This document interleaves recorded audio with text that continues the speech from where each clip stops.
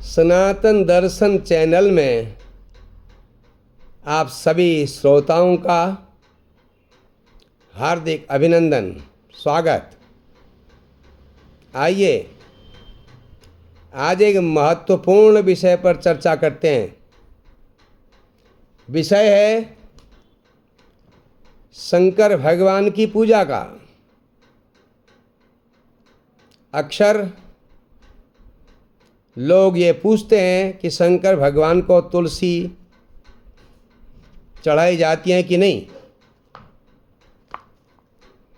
तो उसमें अब प्रायः लोगों को ये मालूम है कि शंकर भगवान को तुलसी नहीं चढ़ानी चाहिए।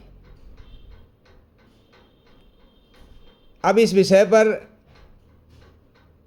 शंकर भगवान के विषय पर चर्चा करने के लिए सबसे उत्तम ग्रंथ है शिव महापुराण अथवा शिव पुराण,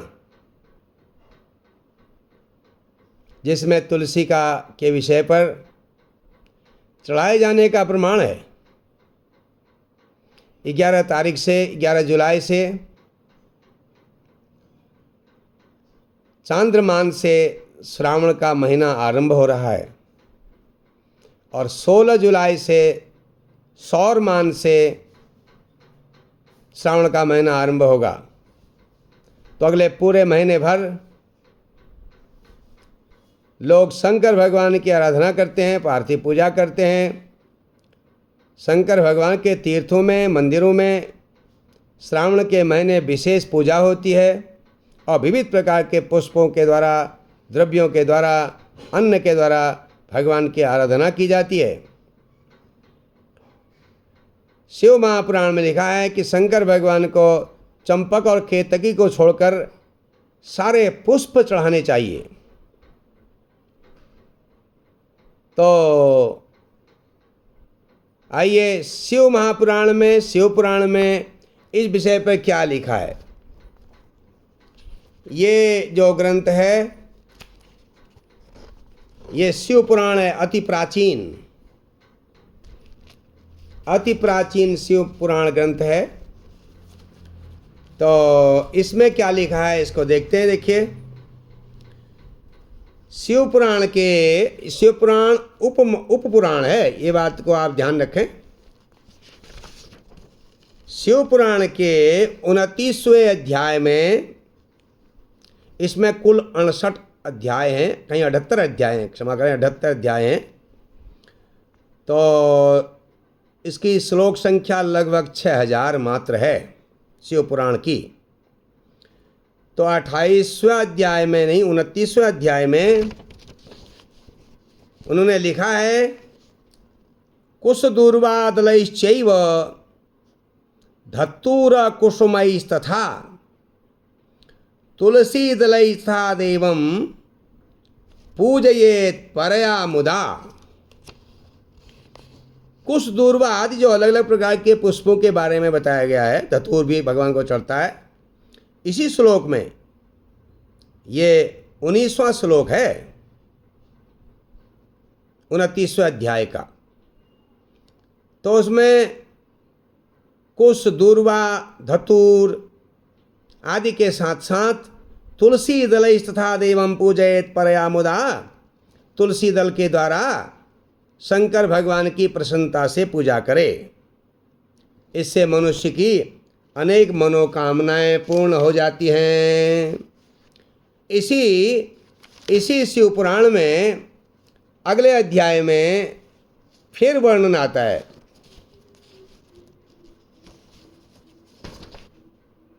शिव पुराण के विषय पर शंकर भगवान के पूजा में तुलसी चढ़ाने के विषय पर देखिए, ये जो है इसमें लिखते हैं, अगस्त्य कुसुमैर्यश्च तस्य वै विपुलं यशः भुक्ति मुक्ति फलम तस्य तुलसी पूजनम चरेत। ये 23वां श्लोक है। भुक्ति मुक्ति, संसार के सारी सुख सुविधाएं, भोग और मोक्ष के लिए तुलसी के द्वारा भगवान का पूजन करना चाहिए। तो शिव पुराण में तो स्पष्ट 2 बार लिख दिया है कि शंकर भगवान की पूजा में तुलसी जरूर चढ़ानी चाहिए। अब आइए शिव पुराण, ये शिव पुराण का मूल ग्रंथ है, मूल शिव महापुराण मूल है। तो इसमें भी जो है शिव महापुराण में भी ये जो रुद्र संहिता है, रुद्र संहिता में इसका वर्णन है कि शंकर भगवान को तुलसी चढ़ानी चाहिए कि नहीं।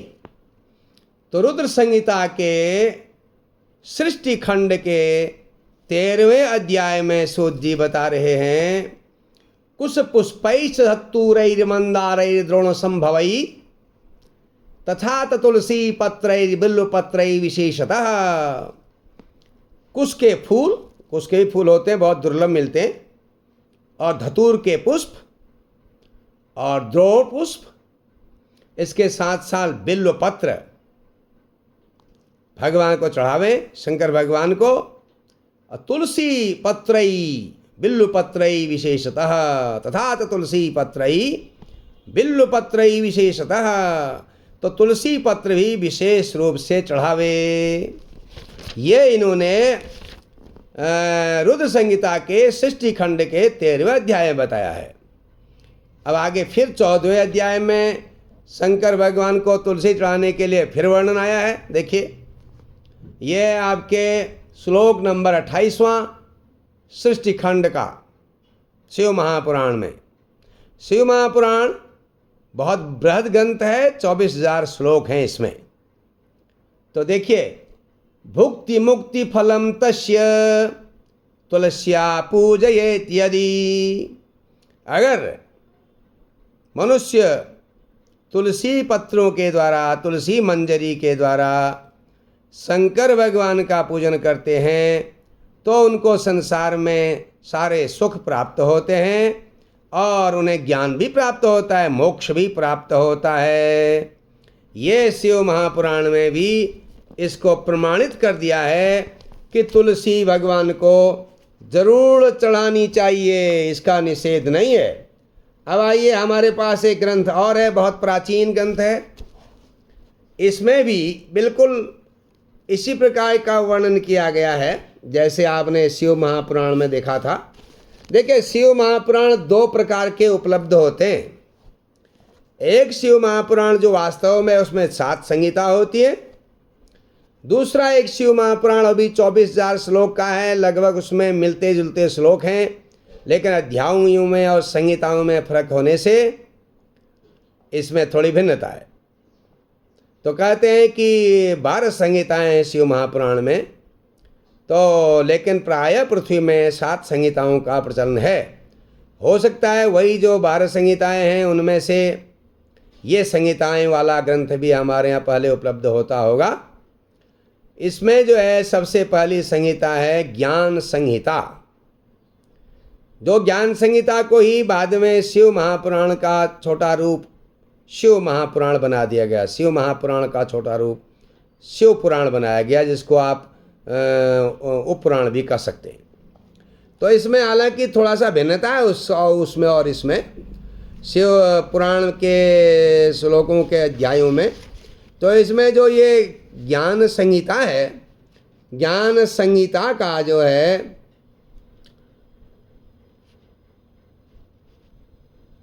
28वें अध्याय में 18वां श्लोक है, कुश दूर्वा दलैश्चैव धत्तूर कुसुमैस्तथा तुलसी दलैस्था देवं पूजयेत परया मुदा। ये थोड़ा मिलता जुलता श्लोक है, थोड़ी सी भिन्नता है।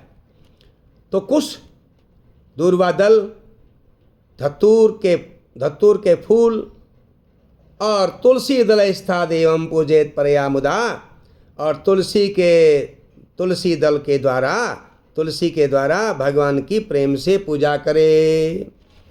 अब उसके बाद अगले अध्याय में 29वें अध्याय में भी इन्होंने फिर बता दिया है कि भुक्ति मुक्ति फलम तस्य तुलसी पूजनम चरेत। 25वां श्लोक है, इसमें पूरा श्लोक है, अगस्त्य कुसुमैर्यश्च तस्य वै विपुलम यशः भुक्ति मुक्ति फलम तस्य तुलसी पूजनम चरेत। पहले में अगस्त्य के फूल के बारे में कह रहे हैं फिर तुलसी पूजन करने से भोग और मोक्ष दोनों प्राप्त हो जाते हैं। इसलिए तुलसी के द्वारा शंकर भगवान का पूजन करें। ये इस प्रकार से शिव महापुराण में शंकर भगवान को तुलसी चढ़ाने का बड़ा महात्म्य है। तो आज विशेष दिन है हर्षयनी एकादशी, देवशयनी एकादशी इसे कहते हैं।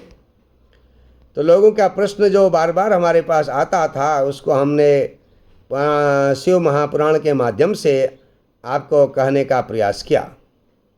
आशा है आपको इस विषय की जो शंका है वो दूर हो जाएगी। आगे हम इसी प्रकार के और भी वीडियो बनाएंगे।